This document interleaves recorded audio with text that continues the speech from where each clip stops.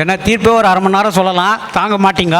ஒரு 5 மணித்துளிகள் 2 மணித்துளியாம் சொல்லிட்டார் பார். ஏன்னா இதே மாதிரி தான் பப்ளிக்கில் ஒரு இடத்துல 4 மணி நேரம் நிகழ்ச்சி சார், சரியான கூட்டம். நிகழ்ச்சி முடிச்சுட்டு தீர்ப்புக்கும் நுழைகிறேன்னு இவ்வளோ நேரம் கம்முனிந்த என் சம்சாரம் 1:30 மணி நைட்டு எங்கேக்கிற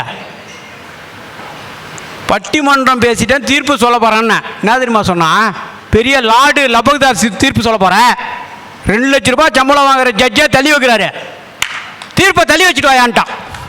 நான் தான் ஹீரோ ஆச்சா, பொண்டாட்டி பேச்சுக்காகணும்ல. உடனே என்ன பண்ணால், இங்கே வழங்க வேண்டிய தீர்ப்பு அடுத்த பட்டிமன்றம் திருவண்ணாமலையில் நடைபெறும், அங்கு வழங்கப்படும்ட்டேன்.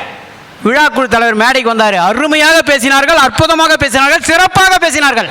இருந்தாலும் தீர்ப்பு வழங்கப்படாததால் இவர்களுக்கு பேசிய தொகை ரூபாயை எப்போது தீர்ப்பு வழங்குறாரோ அப்போது வழங்கப்படும் போய்கினான்ட்டாங்க.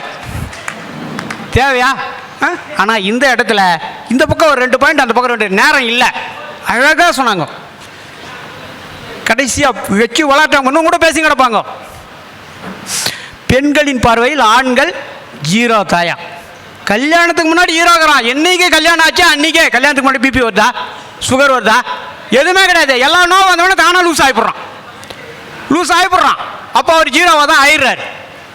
படிக்க சொல்லவே இப்போ எத்தனை வாத்தியாரே அடிக்கிறாங்க பார்த்துக்கிறீங்களா, ஸ்கூல்லேயே தண்ணி அடிக்கிறாங்க. அதெல்லாம் ஹீரோவாக இருக்கும், 0வாக தான் இருக்கும். நான் ஆரம்பத்தில் 90 போட்டுறேன், 100 போகிறேன், 108 ஃபாலோ பண்ணுது, மியாட்டத்தில் போய் வீந்து கிடக்கிறான்.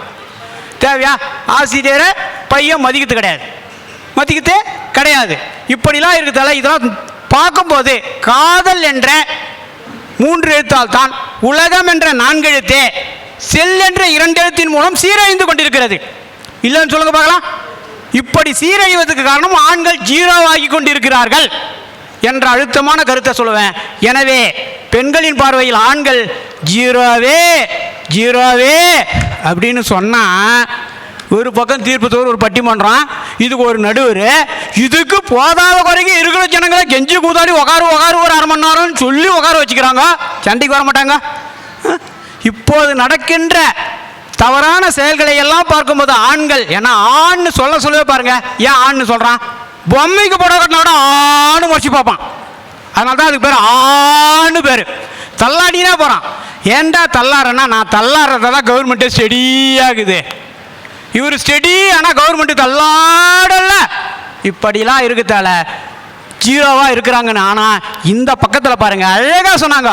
நல்ல கணவனாக இருக்கும்போது 0வாக இருக்கிறாய், நல்ல தந்தையாக இருக்கும்போது 0வாக இருக்கிறாய், நல்ல அண்ணனாக இருக்கும்போது 0வாக இருக்கிறாய், குழந்தையை பெற்றெடுத்து மருத்துவமனையில் இருக்கும்போது பிரசவ வேதனையை மட்டும் தான் தாய் அனுபவிப்பாள். ஆனால் குழந்தையோடு தாயும் நிறை பிரசவமாக வர வேண்டும் என்று கடவுளிடம் வேண்டுகிறானே, அந்த இடத்துல 0வாக இருக்கிறாங்க. குழந்தைய பெற்றுட்டு ஒரே வார்த்தை சொல்லுவா, ஏங்க நம்ம குழந்தைய கான்வென்ட்டில் சேர்த்துரு. கான்வென்ட் சும்மா சேர்ப்பாங்களா? என் பையங்க இப்போ நல்லா பாருங்கள், என் பொண்ணு கான்வென்ட்டில் மெட்ராஸில் சேர்த்து 1 லட்ச ரூபா கேட்டான் சார். டொனேஷன் 1 லட்சம் கேட்டாங்க. நான் 1 லட்சமும் கொடுத்துட்டேன். அடுத்து ஒரு வார்த்தை சொன்னாங்க பாரு, பேரண்ட்ஸுக்கு என்ட்ரன்ஸ் வரைக்கும் இதே பேர் புக்கு கொடுத்தாங்க, மயங்க ஓட்டி மீந்துவிட்டேன். என்னன்னா, நான் பாஸ் பண்ணாதான் என் பொண்ணுக்கு சீட்டான். 1 மணிக்கு என் பொண்ணு ஹார்லிக்ஸ் குத்துச்சு, 2 மணிக்கு பூஸ்ட் குத்துச்சு, 3 மணிக்கு போனிட்டா குத்து, பரீட்சைக்கு 7 மணிக்கு வரான். அப்பா பார்த்து எழுதிட்டு வாப்பா. ஏன்னா நான் ஃபெயில் ஆகிட்டா என் பொண்ணுக்கு சீட்டு கிடைக்காதான்.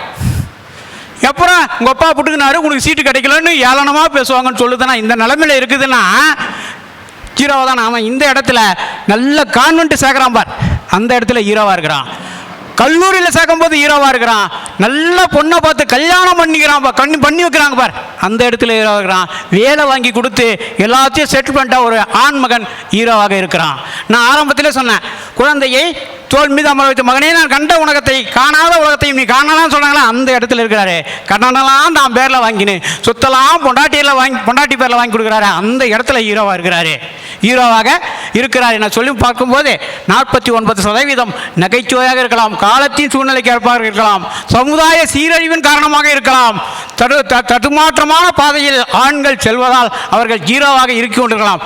ஆனால் என்றென்றும் ஆண்கள் பெண்களின் பார்வையில் 0வாக இருப்பதால் தான் நல்லவையே நடக்கிறது, நாடு முன்னேறி கொண்டிருக்கிறது என்ற காரணத்தை கொண்டு 49% ஆண்கள் 0வாக தெரியும். ஆனால் 51% 2 மதிப்பெண்கள் கூடுதலாக பெற்று ஆண்கள் பெண்களின் பார்வையில் ஹீரோவாகத்தான் இருக்கிறார்கள் என அற்புதமான தீர்ப்பை கூறி சிறப்பான முறையில் வாய்ப்பு கொடுத்த அனைவருக்கும் நன்றி கூறி முடித்துக் கொள்கிறேன்.